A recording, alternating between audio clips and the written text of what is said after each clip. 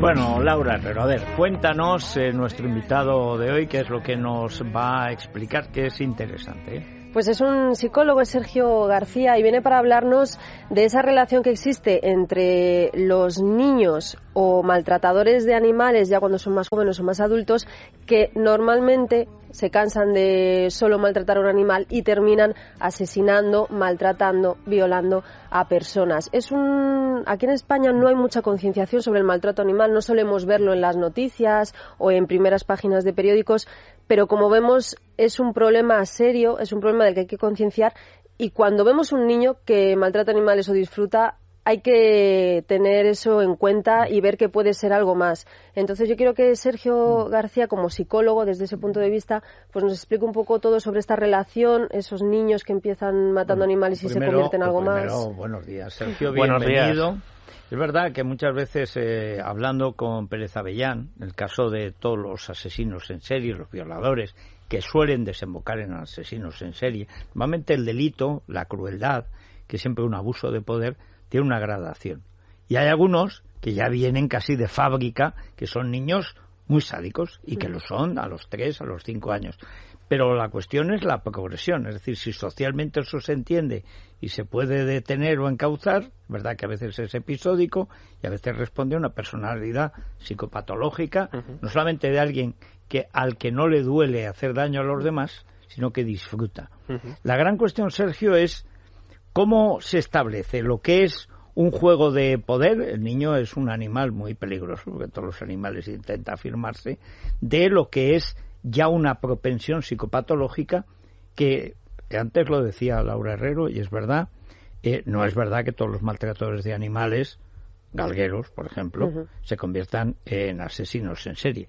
Pero que todos los asesinos en serie, la absoluta, por no decir la total mayoría, porque todos no lo sabemos, pero la inmensa mayoría, han empezado siendo maltratadores de animales, eso constatado, o sea, todos los que han leído novelas policíacas, pero es que es así. Sí.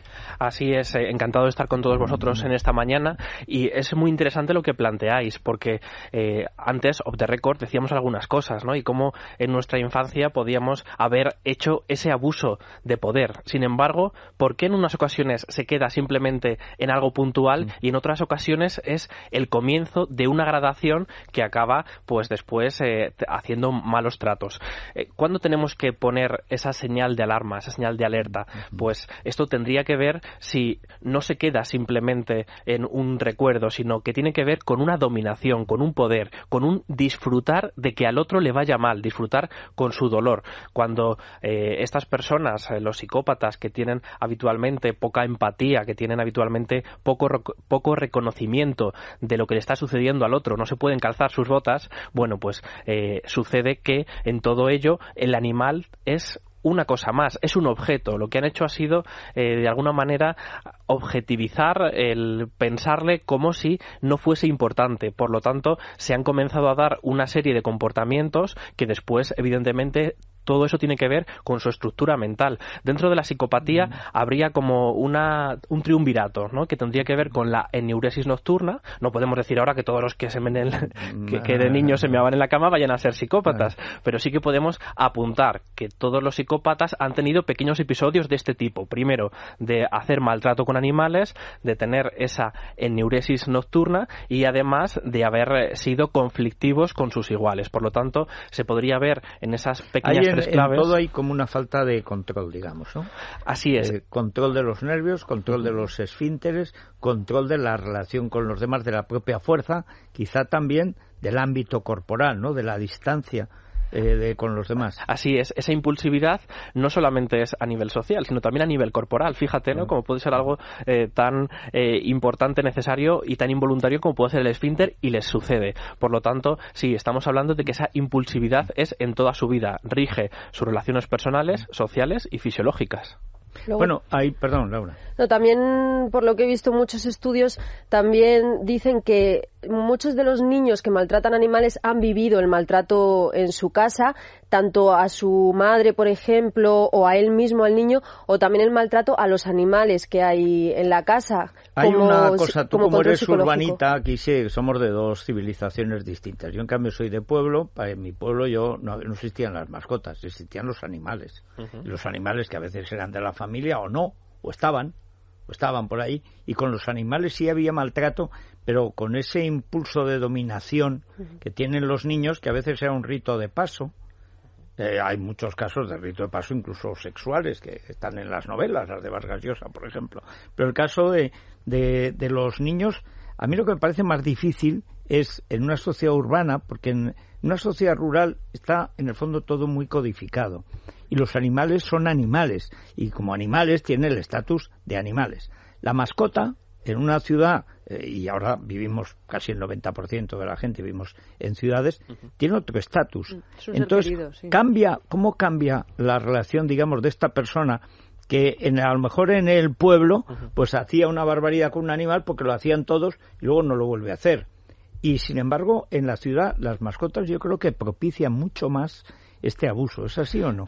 Pienso que has dado en una de las claves, y es la palabra, es decir, mascota o animal. Fijaos la diferenciación que hay. Cuando estamos hablando sobre un animal, parecería que tiene que ver con una cuestión de tradición, ¿no? Que antiguamente los pueblos era ese animal del cual podría servir, ¿no? Para mofarse, o podría servir para unas determinadas prácticas. No, y que da miedo. Y que es un animal peligroso o repugnante, porque hay víboras y hay bichos, y hay otros que son simpáticos, cazar renacuajos, ranas, es decir, es otra cosa, ¿no? Sin ir más lejos, ¿no? Bueno, la cucaracha, en fin, aunque venga del Pleistoceno, es un ser vivo que yo creo que... Pero ¿cuál es la diferencia entre una cucaracha y hacerle daño a un animal más grande?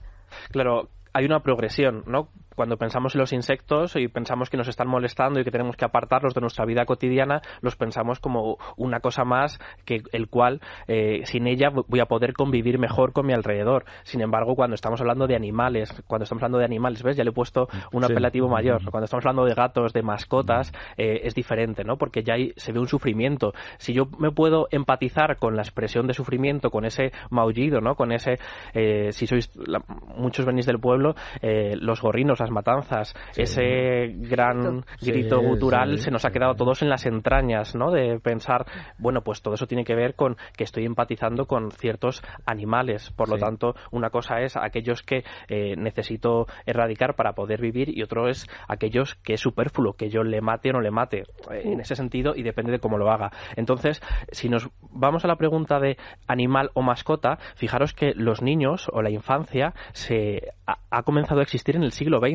Antes del siglo XX no existía la palabra niño, no existía la palabra niño conocida como la conocemos ahora. Cuando estamos hablando de mascotas, les ponemos incluso nombres propios. Por lo tanto, cuando viene una persona a consulta y me está hablando sobre su mascota y le está dando ese apelativo, es un hermano, es un hijo, de alguna manera, en su inconsciente, en su forma más profunda, porque hay una convivencia, y por lo tanto, el hacerle mal a esa persona, a ese animal... Está maltratando a Pinky. Por supuesto, claro.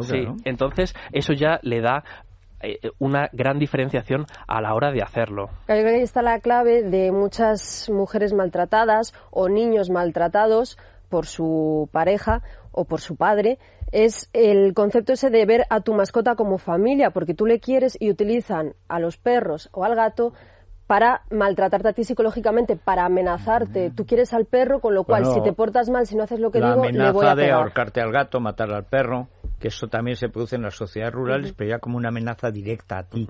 Claro. Es decir, entienden que el animal es tuyo y por lo tanto te están amenazando a ti de muerte, ¿no? Muy interesante, porque en ocasiones también lo que se hace es que se canaliza hacia ese maltrato o ese, de alguna manera, yo tengo celos, y como tengo celos no los canalizo con mi hermano, sino que los canalizo con el animal, por ejemplo. El canario de mi hermanita y voy y lo mato. Que eso se produce en los niños. Quiero hacer daño a mi hermanita, pero se lo hago a su canario. Claro. Por lo tanto, está muy en juego que se sabe que es una figura afectiva y que, por lo tanto, haciéndole daño a él, a esa mascota, también se lo estoy haciendo a mi familiar. Todo esto siempre está en juego en las relaciones familiares y las mascotas. Bueno, pues tenemos que hablar más con Sergio García porque este es un terreno...